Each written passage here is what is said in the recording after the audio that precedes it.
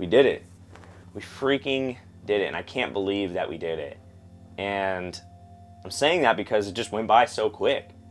You know, you have this idea in mind that, you know, you're going to cross the finish line one day, and then that day comes and you're like, what the hell is even going on? Yeah, we did it. I don't know, it feels weird saying that, but here we are, right? And I'm happy. It's a great accomplishment. You know, I'm not super over the moon about it just because, I don't know, it's not something that I was just super passionate about and I was just so involved, but I'm happy nonetheless that I did it. And I'm not making this video today to necessarily talk about graduating. I'm really just here to talk about a chapter of my life that went on for a long time and the lessons that I learned from it, and hopefully you guys can apply these lessons to your life, because I feel that the chapter of school in my life was the chapter that produced a lot of the problems I face in adulthood and where a lot of my adversity came from that I had to overcome. And in that, there's so much to take away, and that's what we're really going to be talking about. So, growing up, I'm going to be honest with y'all, I was not a good student. I wasn't really a good student until later, and we'll touch on that in a bit.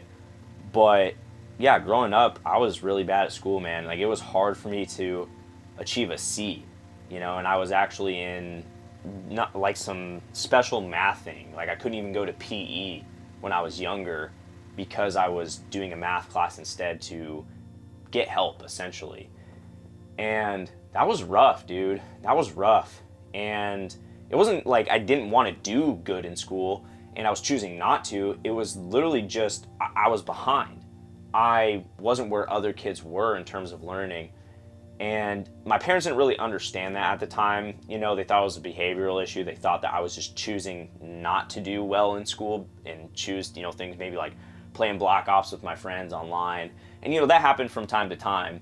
But I truly wanted to do good at school in my heart. Like, I knew I wanted to do good because it felt good to get an A. It felt good to get a B on an assignment. And I just was behind. Like, no matter how hard I tried at times, I just couldn't do what I wanted to do. And this led to one of the big challenges I'm currently facing now in my adult life. And I'm learning that my performance doesn't determine my value.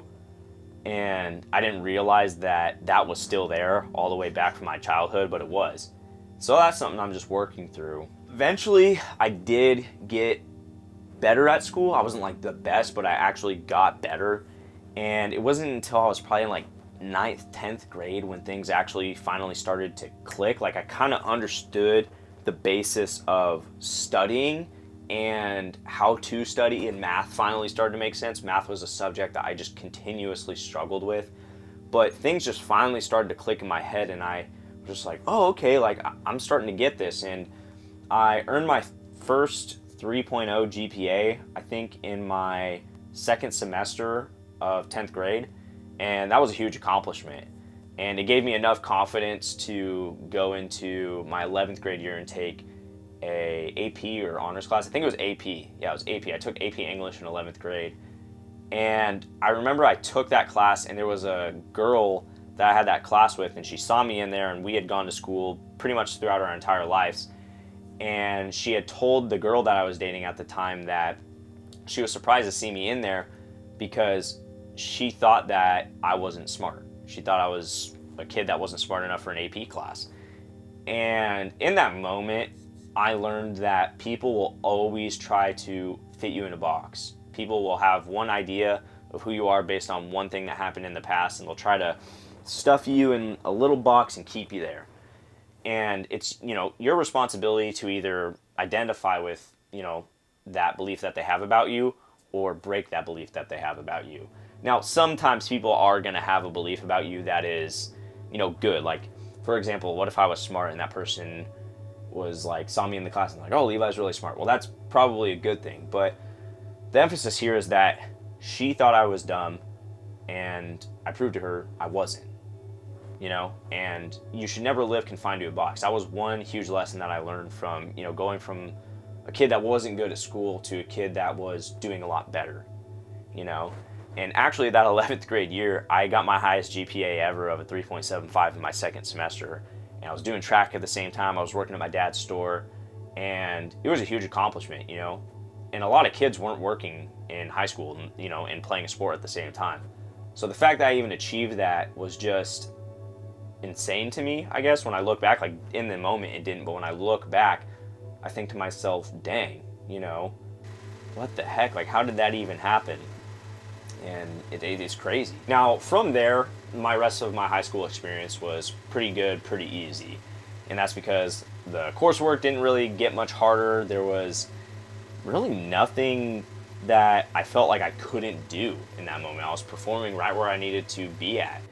And after high school, because that experience had ended, I went to community college. And by the way, if you guys are, you know, still in high school watching this video and you're determining whether or not, you know, if you want to go to college, start with a community college, especially if you don't know what you want to do, because you're going to save so much more money. And I know some of your friends, some of your buddies are going to go to a big 4-year and have like an awesome experience, but I'm telling you, the money that you save is going to be so much more worth it than the experience, and you're going to be so much more happier with everything in the long run, trust me. But anyway, so I enrolled into community college, and my first year was good. You know, it was a bunch of prereqs, things that I'd already done in high school, so I was like, I'm good to go, this is easy.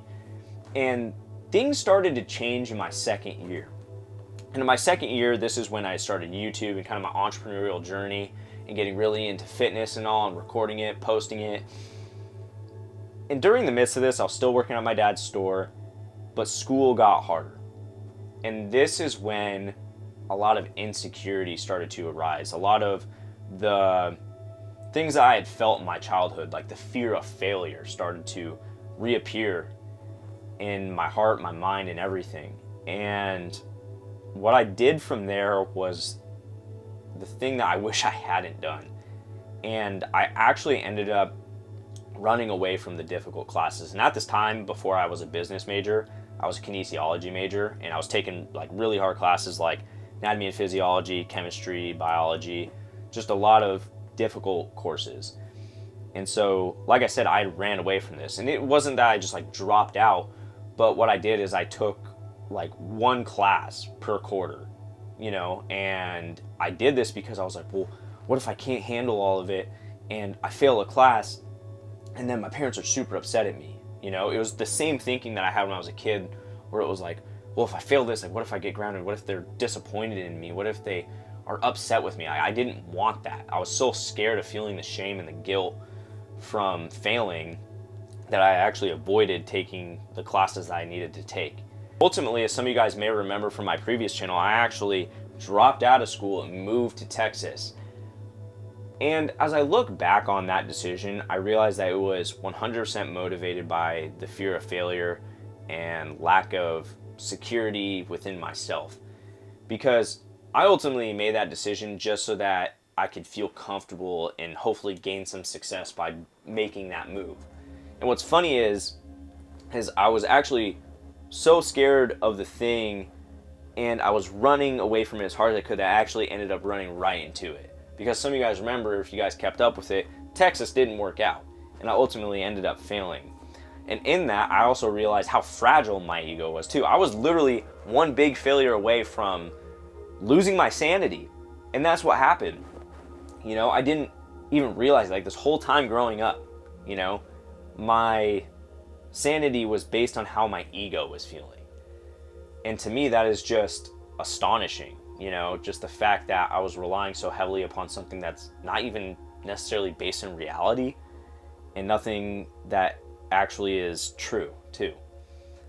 So that was huge, and I'm glad it happened. You know, although coming back from Texas, I developed obsessive compulsive disorder, and that's because after that failure, I was so just like, okay, well, how do I never fail again? Like, I was still scared of the fear of failure. I didn't want to fail like Texas again, and I was like super critical of myself, full of doubt, because I was just like, well, what if I fail here? What if I fail here? And it led to the obsession of not failing, which led to other obsessions, which developed into obsessive compulsive disorder. Now, this disorder is the 7th most debilitating disorder in the world, according to some information that Andrew Huberman shared on his podcast on it. And I will say, it is the biggest challenge I've ever faced in my life. But really, how I see that disability, not just necessarily disability, but how I see that mental illness now is that it's so focused on preserving the ego that it forces you or causes you to have obsessions that go against what your ego would say is not you. And it's interesting because as I've learned to let that ego part of me die down, the obsessions and everything have also died down. But aside from that, these past couple years of dealing with obsessive compulsive disorder have been really hard. And actually my first 6-7 months with it were the most difficult. Like, I was questioning what my life was even going to look like. It was really depressing too, because it takes over your life in every decision that you make if you let it.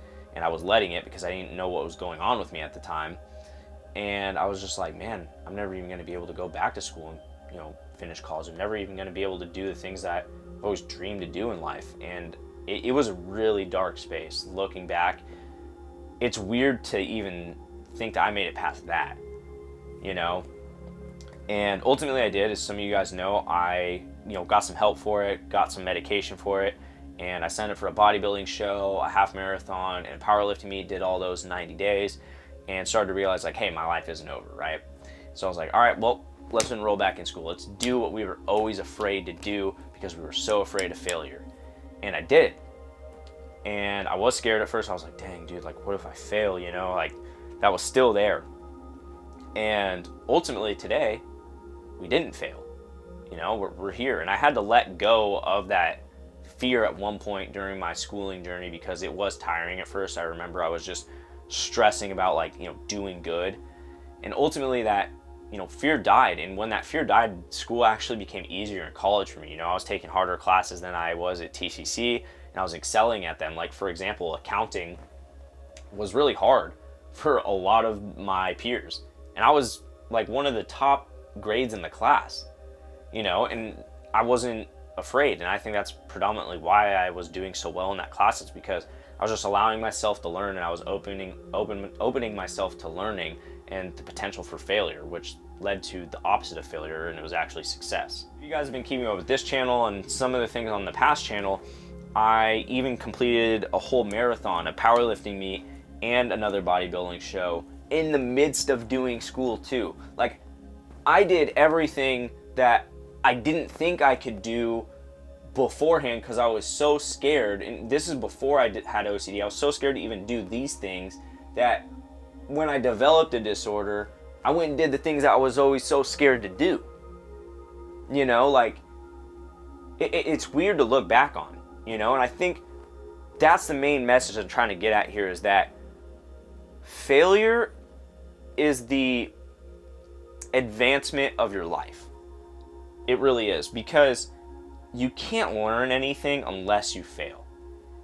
And for a while I didn't understand that. I always thought my value was based on my performance. So if I failed, I was a piece of shit, I was horrible and whatnot. And this has also brought me to Christ too, hence the cross and the shirt I'm wearing. It's got me to understand that God doesn't think of me any differently when I failed. So if you guys are struggling with that, I strongly encourage you guys to, maybe open the Bible or ask someone to get you connected with Jesus, because it's pretty dope. But other than that, yeah, again, the main point I'm trying to get at here is that failure is not a bad thing. And our society today has drawn it up to be this horrible thing. And as a kid in my, adolescence, I thought that my performance would, predicate my value. And that's not true. And that's ultimately what I'm trying to get at again at this video is, well, it's kind of two things. That your value is not based on your performance, and that failure is the predication of where you're going to be able to find success, because you're able to learn from that failure and continue on. And it's been a hard journey. I've had to let my ego die a lot to learn these lessons, and I don't wish a lot of the mental anguish I've experienced in the past 2 years on anyone, because it's been tough. But yeah, man, we did it.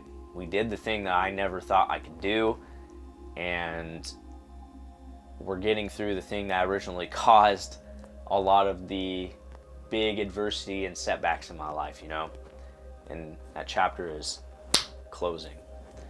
That's going to do it for this video, guys. I really hope that you guys enjoyed this video. It was hard to be vulnerable and honest about my experiences, but I hope you guys found something in it and you guys can apply it to your life. But that's going to do it for today's video. I hope you guys liked today's video. If you guys did, be sure to give it a like. If any of you guys are new here, do not forget to press that subscribe button because you guys know I will be back. And as always, die trying to do what you love. The sky's the limit. I'll see you all in the next one.